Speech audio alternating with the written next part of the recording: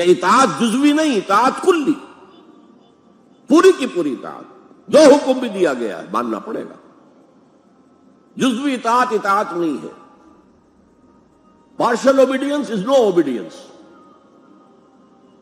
اس لیے کہ اگر آپ نے ایک حکم قبول کر لیا، ایک نہیں کیا، تو جو نہیں کیا کیوں نہیں کیا؟ کہ وہ آپ کے نفس کو پسند نہیں. جو قبول کیا وہ کیوں کیا؟ کہ نفس نے الاؤ کر دیا آپ کو کہ ٹھیک ہے کر لو، کوئی حرج نہیں. لہذا partial obedience is no obedience at all. چنانچہ اس پر جو وعید آئی ہے سورہ بقرہ کی آیت نمبر 85 میں، افتؤمنون ببعض الکتاب وتکفرون ببعض،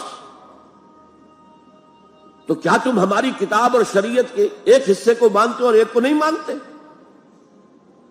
فما جزاء من يفعل ذلك منکم، تو جو کوئی بھی تم میں سے یہ روش اختیار کرے گا اس کی کوئی سزا نہیں ہے الا خزي فی الحیات الدنیا، سوائے اس کے کہ دنیا کی زندگی میں ذلیل اور خوار کر دیے جائیں. وَيَوْمَ الْقِيَامَةِ يُرَدُّونَ إِلَىٰ أَشَدِّ الْعَذَابِ، اور قیامت کے دن شدید ترین عذاب میں جھونک دیے جائیں. وَاللَّهُ بِغَافِلٍ عَمَّا تَعْمَلُونَ، اور جو کچھ تم کر رہے ہو اللہ اس سے غافل نہیں ہے. تم اپنی ظاہری ٹیپ ٹاپ سے، اپنے داڑھیوں کے طول سے اللہ کو دھوکہ نہیں دے سکتے، اپنے عمروں اور حجوں کی تعداد سے اللہ کو دھوکہ نہیں دے سکتے. He sees you through and through، تمہارے باطن کو دیکھتا ہے، تمہارے دل کو دیکھتا ہے. اسے معلوم ہے کہ تم نے حج تو کیا، حرام کی کمائی سے کیا ہے. یہ بڑی شدید وعید والی آیت ہے قرآن مجید میں، کہ جس کا نقشہ ہماری نگاہوں کے سامنے آج دنیا میں مسلمانوں کی کیا وقت ہے، کیا حیثیت ہے. فما جزاء من يفعل ذلك منكم الا خزي في الحیات الدنیا ویوم القیامت. اب یہ قیامت کے دن کی بات جو اللہ فرما رہے ہیں، دعا ہی کی جا سکتی ہے کہ اللہ تعالیٰ اس سے بچا لے، کرم فرمائے، اپنی شان غفاری اور شان رحیمی سے ہمیں اس روز کی ذلت سے اور شدید ترین عذاب میں جھونک دیے جانے کی جو یہاں پر خبر سنائی جا رہی ہے، وعید سنائی جا رہی ہے، اللہ تعالیٰ اس سے بچا لے. البتہ ایک بات میں اور آپ سے عرض کر دوں کہ جو کیفیت اس آیت میں سامنے آئی ہے یہ مستقل نہیں رہ سکتی. اگر کوئی شخص واقعتاً چاہے آغاز میں اس کا دل پازیٹیولی ایمان سے خالی تھا،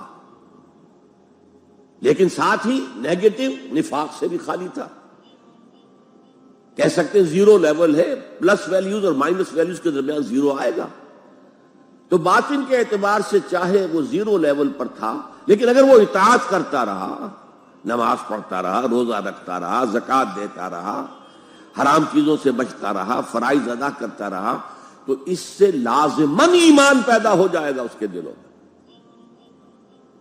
اس لیے کہ یہ دو طرفہ پروسیس ہے، بائی لیٹرل. ایمان سے عمل پیدا ہوتا، عمل سے ایمان پیدا ہوتا. عمل انسان جب کرتا ہے، اللہ کی راہ میں قربانیاں دیتا ہے، زادتہم ایمانا، ان کے ایمان میں اضافہ ہو گیا.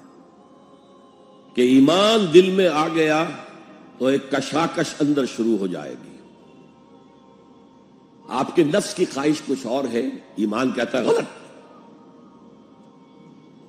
کشاکش ہوگی کہ نہیں؟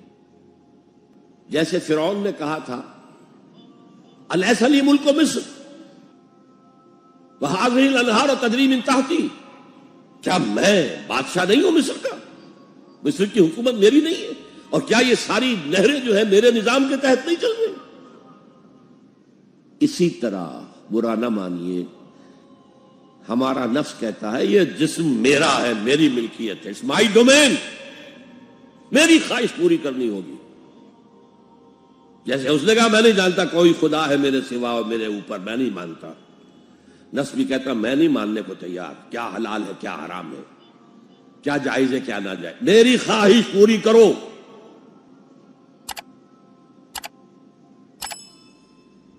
اس کے خلاف جہاد. نفس ماں ہم کم طرف فرعون نیست، میرا نفس بھی فرعون سے کم نہیں ہے. لیکن ایراعون نیست، اس کے پاس لاؤ لشکر تھا، اس نے زبان سے بھی کہہ دیا تھا انا ربکم الاعلی، میں ہوں خدا۔ میرا نفس بیچارہ اس کے پاس کوئی لاؤ لشکر نہیں، زبان سے تو یہ کچھ نہیں کہتا، اندر یہی کہتا میں بادشاہ ہوں اس وجود کا، میری مرضی پوری ہو۔ تو اسٹرگل اگینسٹ دس بیسر سیلف، ایک سیلف ہے اونچی سیلف، خود ہی انا، ایگو، اور ایک ہے یہ بیسر سیلف، یہ ہماری جبلتیں جو اندھی بہری ہیں، جو حلال حرام سے انہیں کوئی غرض نہیں ہے، ان کے خلاف جہاد کرنا۔ آپ نے فرمایا صلی اللہ علیہ وسلم المجاہد من جاہد نفسہ، اصل مجاہد وہ ہے جو اپنے نفس کے خلاف جہاد کر سکے۔ تمہارے اندر یہ دشمن تو بیٹھا ہوا ہے، تکڑا ہے، تمہیں کنٹرول کر رہا، چلے آؤ باہر کے دشمنوں سے جہاد کرنے کے لیے۔ اور ایک دفعہ حضور سے پوچھا گیا ای الجہاد افضل یا رسول اللہ، اے اللہ کے رسول سب سے افضل جہاد کون سا ہے؟ فرمایا ان تجاہد نفسک فی طاعت اللہ، اپنے نفس کے خلاف جہاد کرو، اسے اللہ کا مطیع کرو۔ یہ جو اندر کی کشمکش ہے، کشاکش ہے، یہ جہاد فی سبیل اللہ کا نقطہ آغاز، اللہ کا مطیع بنانا ہے نفس کو۔ اس کے ساتھ دو سب لیول اور ہیں۔ اس نفس کو بھڑکانے والی ایک قوت ہے انویزیبل، اور ویزیبل بھی ہے۔ انویزیبل قوت سب سے بڑی ابلیس، شیطان، لعین، اور اس کے چیلے چانٹے جنات میں سے، اور ویزیبل میں انسانوں میں جو اس کے ایجنٹ ہیں، جو فحاشی کو کلچر کا نام دے، یہ اس ابلیس کے چیلے ہیں۔ ان کے خلاف جہاد نہیں کریں گے آپ، اگر آپ ان کے خلاف ایگریسو ایٹیٹیوڈ اختیار نہیں کریں گے تو آپ ان کے دباؤ میں آ جائیں گے۔ ان الشیطان لکم عدو فاتخذوہ عدوا، اے لوگوں یہ شیطان تمہارا دشمن ہے، اس کو اپنا دشمن سمجھو۔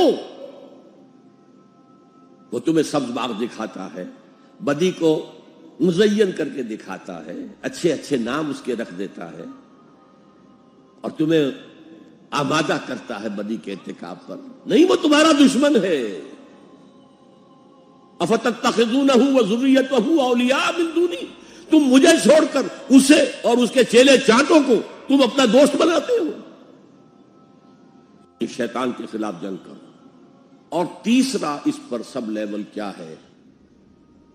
معاشرہ اگر بگڑا ہوا ہے، اس کا عمومی رجحان برائی کی طرف ہے، تو سوشل پریشرز آپ کو ادھر دھکیلتے ہیں۔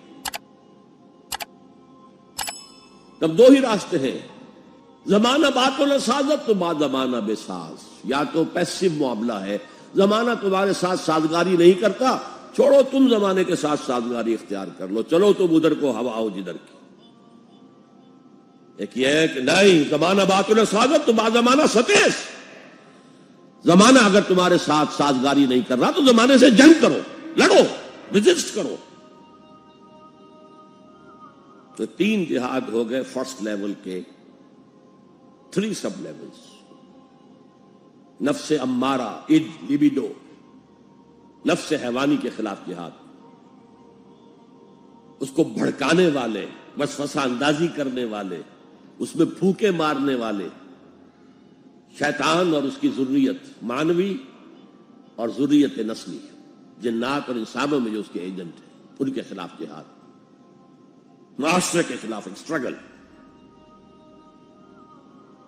اب یہ 3 جہاد آپ نے کر لیے، اللہ توفیق دے ہم میں سے ہر ایک کو، تو اب یہ جہاد آپ کے جسم سے باہر نکلے گا، خارج میں آئے گا۔